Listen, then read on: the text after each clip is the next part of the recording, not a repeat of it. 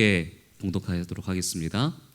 오직 나는 여호와를 우러러보며 나를 구원하시는 하나님을 바라보나니 나의 하나님이 나에게 귀를 기울이시리로다. 나의 대적이여 나로 말미암아 기뻐하지 말지어다. 나는 엎드려질지라도 일어날 것이요 어두운 데 앉을지라도 여호와께서 나의 빛이 되실 것이미로다. 주와 같은 신이 어디 있으리이까? 주께서는 죄악과 그 기업의 남은 자의 허물을 사유하시며 인애를 기뻐하심으로 진노를 오래 품지 아니하시나이다. 아멘. 우리는 계속해서 이 미가서를 묵상하고 있었습니다. 오늘은 이 미가서의 마지막 장입니다. 그동안 이 미가는 이 7장을 거쳐서 현실의 문제를 지적해 왔습니다. 바로 이 이스라엘 백성들의 특히 남유다의 우상 숭배와 이 사회 부패였습니다. 이 모든 것들은 현실의 불안함과 두려움과 알 수 없는 미래에 대한 조급함에서부터 시작이 되었습니다. 이 북이스라엘이 아수르에 망하게 됩니다. 그리고 그 아수르의 군사가 이제 자신들을 둘러싸버리니까 어떻게 될지 모르겠다라는 그러한 공포가 밀려오게 되었습니다. 이때 이스라엘 백성들이 바라봐야 할 것은 다른 것이 없었습니다.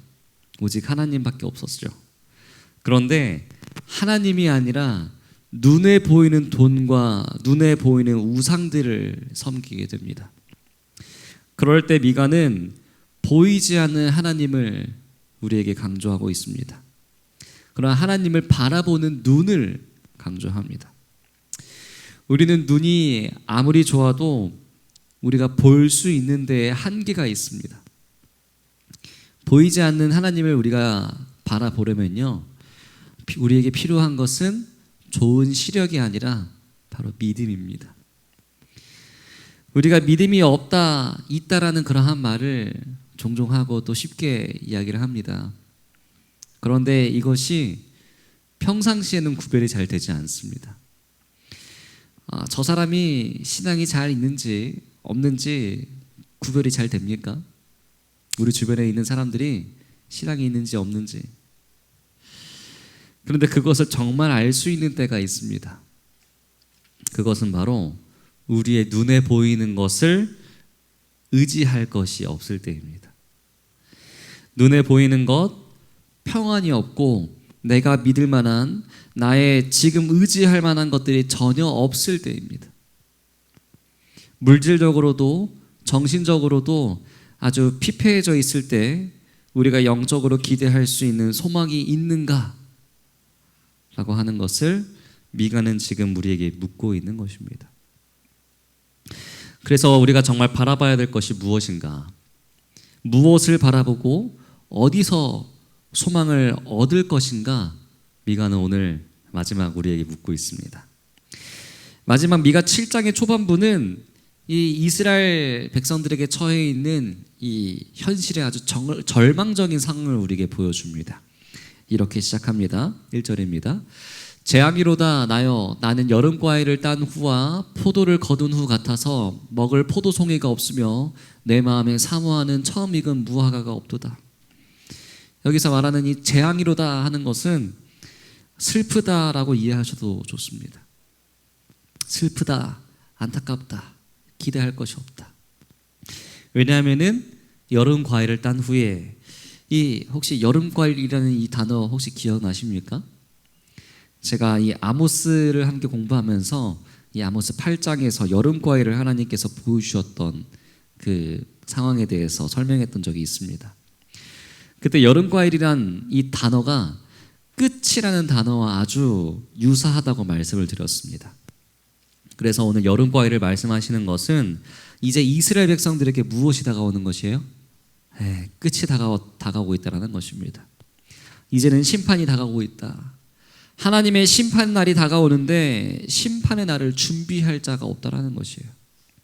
그러니까 여전히 이들은 무엇을 하고 있는 것입니까? 여전히 우상 숭배와 부정부패로 아주 정신없이 달려가고 있는 것입니다. 그러니까 재앙인 것이죠. 그러니까 안타깝고 슬픈 것입니다. 2절입니다. 경건한 자가 세상에서 끊어졌고 정직한 자가 사람들 가운데 없도다. 무리가 다 피를 흘리려고 매복하며 각기 그물로 형제를 잡으려고 하고. 여기 경건한 자라고 하는 이 단어는 성도를 지칭합니다. 성도, 하나님의 백성, 경건한 자. 하나님의 성도가 다 끊어져 버렸습니다. 그리고 정직한 자가 없습니다.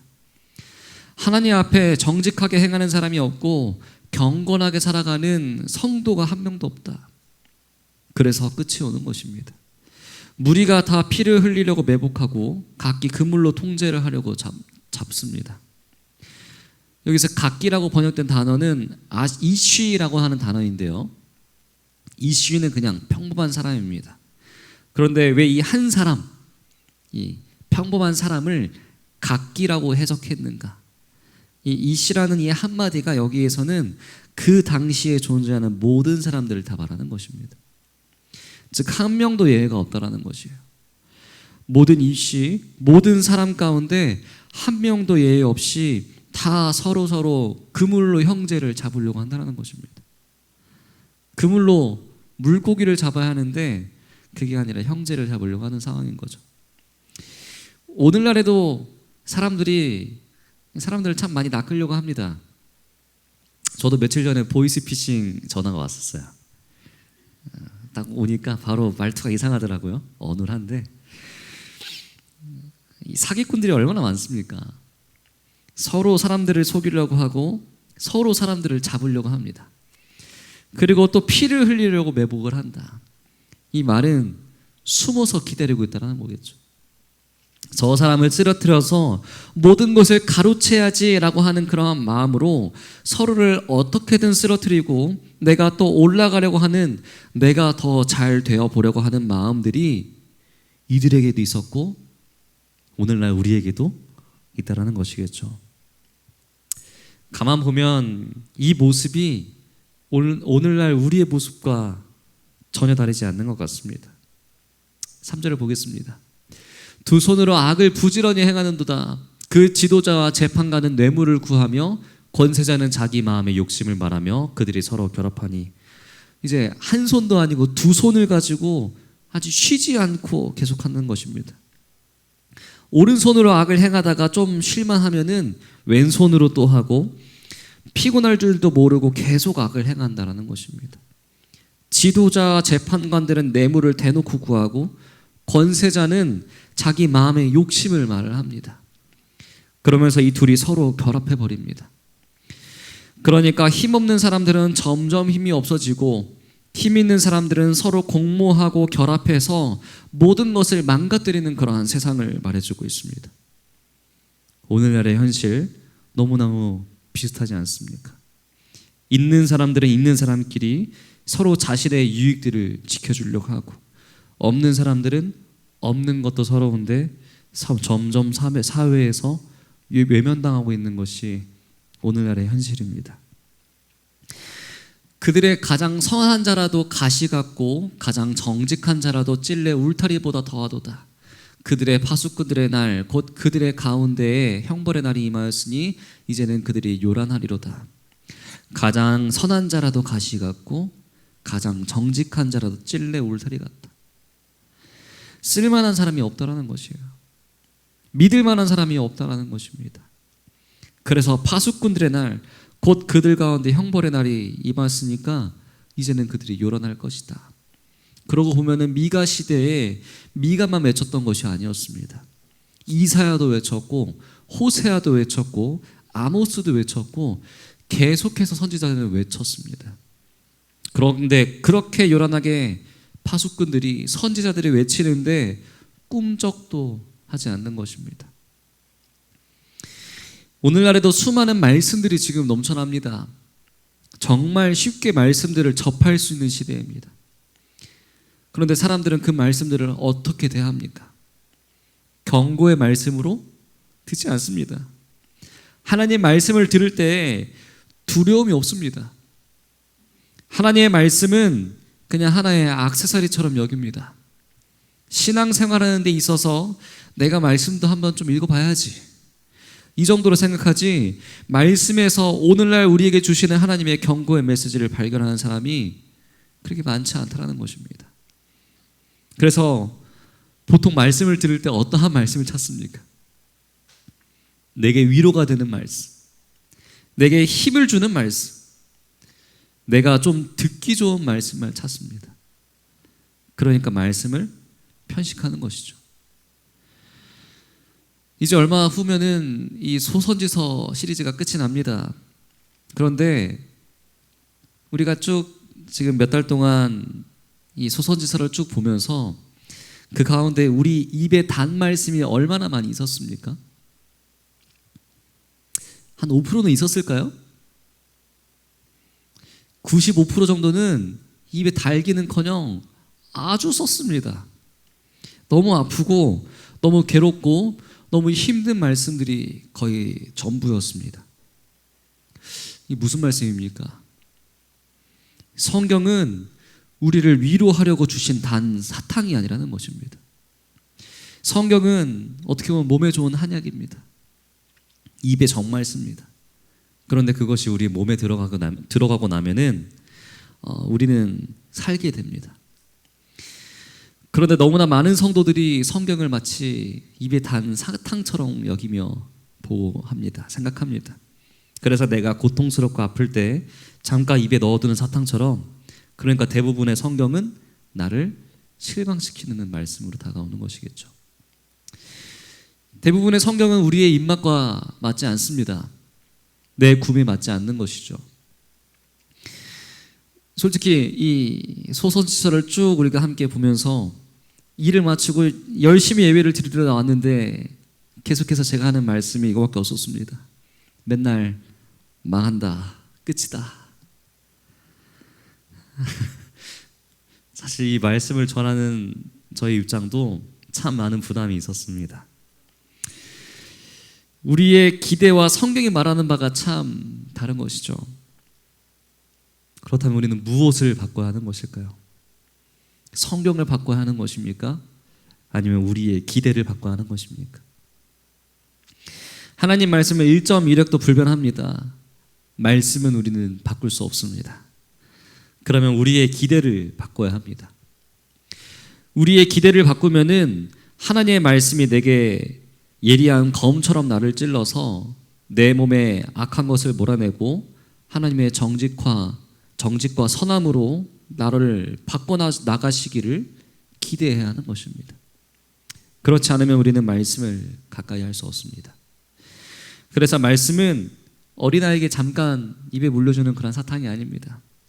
이것은 우리의 근본을 새롭게 하는, 완전히 변화시키는 하나님의 능력의 말씀입니다.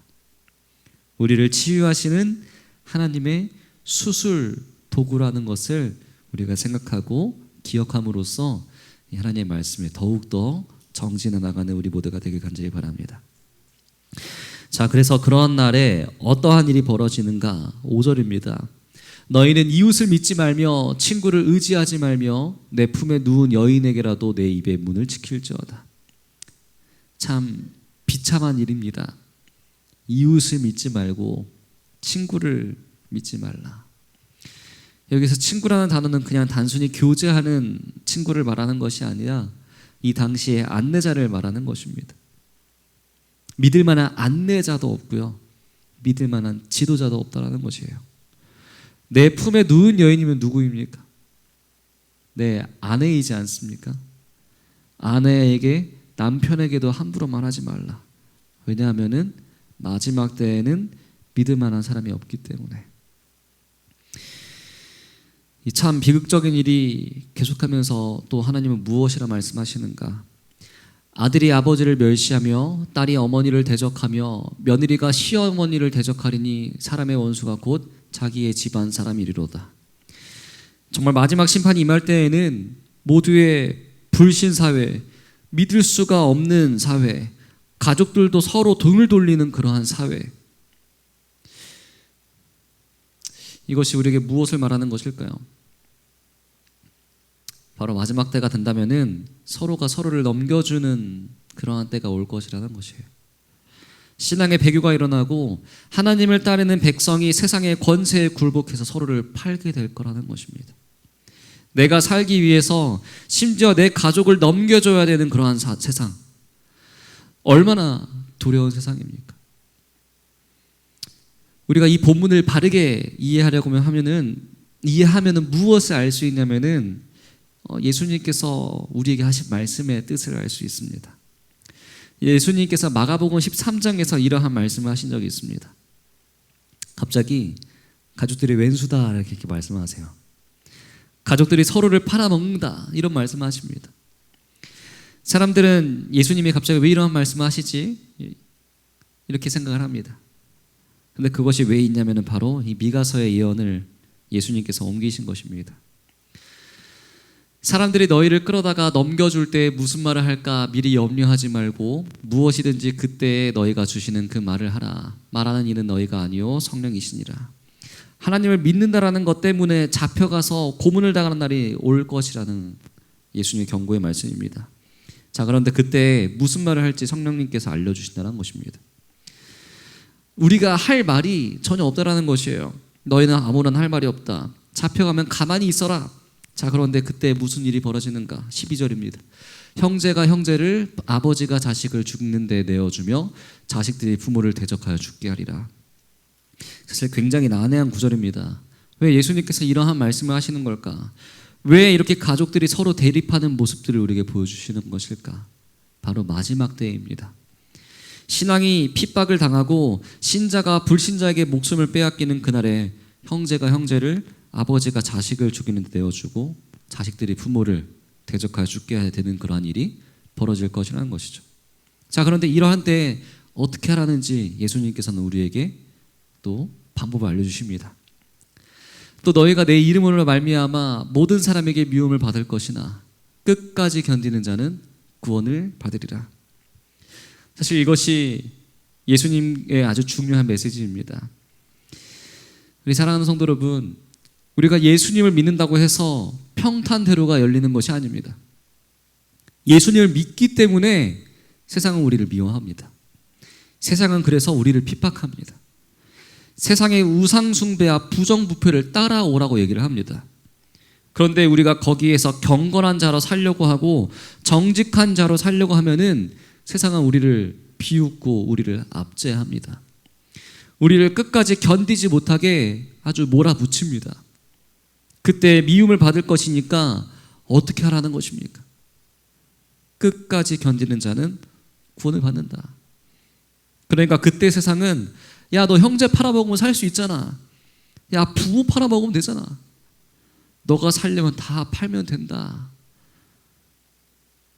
그런데 그때 어떻게 하라는 것이에요? 끝까지 견뎌라. 믿음을 가지고 끝까지 견디면 구원을 받는다. 이 끝까지 견딘다라는 말이 참 재미가 있습니다. 끝까지 견디면 우리는 살까요? 아니면 죽을까요? 그건 알 수 없습니다. 살 수도 있고 죽을 수도 있겠죠. 그런데 중요한 것은, 확실한 것은 구원은 우리가 반드시 받는다는 것입니다. 그런데 우리가 원하는 것이 이 땅에서 오래 사는 것이냐, 구원을 받는 것이냐, 이것을 우리는 구별해야 한다는 것이에요. 만약에 이 땅에서 사는 게, 오래 사는 게 목적이면은 우리는 그냥 다 팔면 됩니다. 형제도 팔고요, 부모도 팔고 다 팔면 됩니다. 그럼 오래 살 수 있습니다. 이 세상의 가치를 따라가는 것이기 때문에 그렇죠. 세상이 나를 미워하지 않을 것입니다. 세상이 좋아하는 사람으로 살아갈 수 있습니다. 그런데 세상의 미움을 사고 이 땅에서 내 믿음을 끝까지 지키면 반드시 구원을 받는다. 우리가 바라보아야 될 것이 무엇인가 하는 것입니다. 이 땅에서 변절하고 배신하고 다 팔아먹고 그렇게 세상에 아부하며 매달려서 오래 살 것인가? 아니면 내가 정말로 믿음으로 말미암아 이 땅에서의 삶은 짧아지더라도 별거 없더라도 믿음으로 내가 하나님을 바라볼 것이냐? 이것이 예수님 시대 이후에 찾아오는 박해 시대의 가장 큰 화두였습니다. 그런데 초대교회 신자들은 무엇을 선택했습니까? 그들에게 죽는 것은 아무런 문제가 아니었습니다. 어떻게 죽느냐가 더 중요한 것이었습니다. 그들은 살려달라고 기도한 적은 없었습니다. 뭐라고 기도했을까요? 내가 죽는 것은 당연한 것이고 말씀을 전하고 죽게 해달라고, 그리고 내가 저 잡으러 오는 자들에게 병을 고치고 저들 사이에 예수 그리스도의 이름으로 표적과 기사를 나타나게 해달라고 기도를 합니다. 이것이 바로 신앙입니다. 신앙은 무엇인가? 죽음을 두려워하지 않는 것입니다. 다만 복음을 전하지 못하고 죽는 것이 아쉬운 것뿐이겠죠. 다만 병 고치지 못하고 예수님의 이름으로 기사가 나타나지 않고 죽는 것이 아쉬울 뿐인 거지, 죽는 것이 아쉬운 것이 아닙니다. 우리의 신앙이 이러한 믿음이 되길 간절히 바랍니다. 우리의 신앙이 눈에 보이는 것을 믿으며 살아가는 것이 아니라 눈에 보이지 않는 하나님을 바라보며 살아가는 신앙이 되길 간절히 바랍니다. 자, 그래서 이러한 믿음을 가지고 살아가는 사람들은 누구인가? 오늘 미가 7장으로 다시 돌아옵니다. 오늘 미가 7장 7절에는 바로 이러한 믿음의 눈을 가진 고백이 등장하게 됩니다. 오직 나는 여호와를 우러러보며 나를 구원하시는 하나님을 바라보나니 나의 하나님이 나에게 귀를 기울이시리로다. 이 미가의 신앙 고백이 언제 나온 신앙 고백인지가 중요합니다. 이게 평안할 때, 즐거울 때, 내가 모든 생활이 다 부유할 때 나온 것이 아닙니다. 1절부터 6절까지 아주 난감한 상황, 정말 하나도 건질 것이 없는 이 팍팍한 상황 속에서 나온 고백이 바로 이 7절의 고백입니다. 우리 사랑하는 성도 여러분, 신앙은 환경이 좋지 않아도, 나를 지지하지 않고 나를 믿어주지 않아도 그 사이에서 하나님을 바라보는 것입니다. 그래서 오직 나는입니다. 세상은 이렇게 해괴하게 흘러가고 강팍해지지만, 그러나 오직 나는 여호와를 우러러보고 있다. 우러러본다라는 이 단어가 차파라는 단어인데, 둘러보다, 지켜보다, 망을 보다, 이 파수꾼들이 밤새 시간이 지나가기만을 기다리는 것이 차파입니다. 제가 군대에 있을 때 하루에 3교대로 경계 근무를 쓰는데, 그 근무에 들어갈 때마다 항상 바라보는 것은 시계밖에 없었습니다. 빨리 그 시간이 지나가길 그냥 계속해서 기다리는 거예요. 그 마음 가운데 얼마나 큰 조급함이 있겠습니까? 또 얼마나 힘들겠습니까? 그런데 그러면서도 끝까지 포기하지 않는 것이 바로 이 차파입니다. 그리고 나를 구원하시는 하나님을 바라본다는 단어는 야할입니다. 이것은 눈으로 바라보는 것이 아닙니다. 내 영혼이 소망을 바라보는 영적인 기다림입니다. 그래서 우리는 하나님을 바라볼 때 마치 이 파수꾼들이 아침을 기다리는 것처럼 하나님을 우러러 봐야 되고, 또 하나님을 마침내 영적으로 만나기에 소망하며 하나님을 바라봐야 하는 것입니다. 이렇게 하나님은 기다리는 우리에게 반드시 나타나셔서 소망이 되어주시는데, 그 하나님은 나를 만나 주셔서 우리에게 귀를 기울여 주십니다. 우리의 기도를 들으시는 하나님, 우리가 하나님께 기도하면 그 기도를 반드시 들어주셔서 마침내 응답하시는 그런 하나님께서 우리에게 말씀하십니다. 나의 대적이여 나로 말미암아 기뻐하지 말지어다. 나는 엎드려질지라도 일어날 것이요 어두운 데에 앉을지라도 여호와께서 나의 빛이 되실 것이미로다. 여호와께서 나의 빛이 되실 것이미로다. 이것이 마지막 날 우리가 견딜 수 있는 이유입니다. 마지막 날 우리는 엎드려져도 일어날 것이고, 어두운 데 앉을지라도 예수님께서, 여호와께서 우리의 빛이 되어 주십니다. 이것이 끝까지 우리가 신앙을 가지고 버틸 수 있는 이유입니다. 여러분, 빛이 없으면 견딜 수가 없습니다. 빛이 있으면 견딜 수가 있습니다. 흑암 속에서는 우리는 견딜 수가 없지만, 그 흑암 가운데 작은 빛이 하나가 있다라면 하면은 그 빛을 따라 그냥 걸어나가면 됩니다. 우리의 마지막 때 세상은 우리를 핍박하고 예수님을 믿는다는 그러한 이유만으로도 죽임을 당하고 수많은 핍박을 주겠지만, 그 마지막 때 신앙의 결단을 할 수 있는 유일한 이유는 바로 빛이 되신 예수님께서 계시기 때문입니다. 자, 이러한 신앙 고백으로 미가서는 끝이 나게 됩니다. 바로 18절입니다. 주와 같은 신이 어디 있으리까? 이것이 바로 미가의 이름입니다. 하나님처럼 좋은 분은 없다라는 것입니다. 하나님처럼 완전한 분은 없다. 하나님처럼 이렇게 아름다운 분은 없다. 정말 이 말도 안 되는 이 현실을 바라본다면요, 나올 수가 없는 고백입니다. 그러나 하나님을 우러러보고 하나님을 바라보면은, 차파하고 야하라면은 이 고백이 흘러나올 수 있게 된다는 것이겠죠. 주와 같은 신은 없습니다. 우리의 죄를 사해 주시는 하나님, 우리에게 진노를 품지 않으시는 그러한 분, 그분이 바로 주와 같은 분, 이러한 분은 없다. 오늘날 우리가 어떻게 살 것인가, 미가서는 우리에게 묻고 있습니다. 신앙을 저버리고 세상을 따라가면서 당장에 먹을 것을 쫓고 내가 부유하고 내가 안일하게 사는 것을 쫓아서 형제 자매들을, 가족들을 팔아먹고 살 것인가? 아니면 끝까지 하나님을 바라보고 믿음을 지켜서 우리에게 맹세하신 하나님의 성실과 인애를 통해서 기뻐하며 살아갈 것인가? 진정 우리의 인생의 가치는 어디 있는가를 묻고 있는 책이 바로 이 미가서입니다. 오늘 하루를 살아도 이 하루의 가치가 어디에 있습니까? 맛있는 것을 먹고 편안함을 누리는 것입니까? 아니면 하나님을 온전하게 내가 바라보고 하나님의 소망 가운데 진짜 기쁨이 무엇인지 깨달아 알고 그 기쁨을 누리는 것에 있습니까? 우리 사랑하는 성도 여러분, 진짜 기쁨은 사랑받는 것입니다. 진짜 기쁨은 이 세상에서 만족하며 누리는 것이 아니고, 좋은 것을 사는 것이 아니고 사랑을 받는 것입니다. 더 큰 이에게 사랑을 받는 것입니다.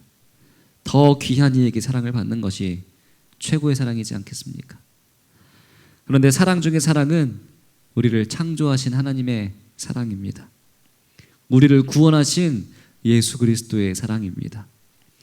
그분의 사랑을 받기 위해 우리는 태어났습니다. 이것만큼 좋은 것은 없습니다. 아무리 좋은 것이 있다 하더라도 하나님께 사랑받는 것만큼 더 좋은 것이 있겠습니까?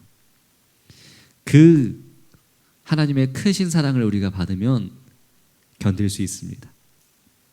힘들어도 견딜 수 있고, 괴로워도 견딜 수 있고, 문제가 생겨도 견딜 수 있습니다. 왜냐하면 그분은 나의 빛이 되시고 주와 같은 신은 없기 때문입니다.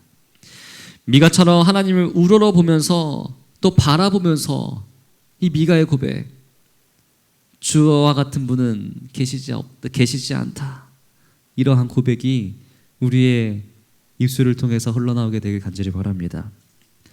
주와 같은 신이 어디 있겠습니까?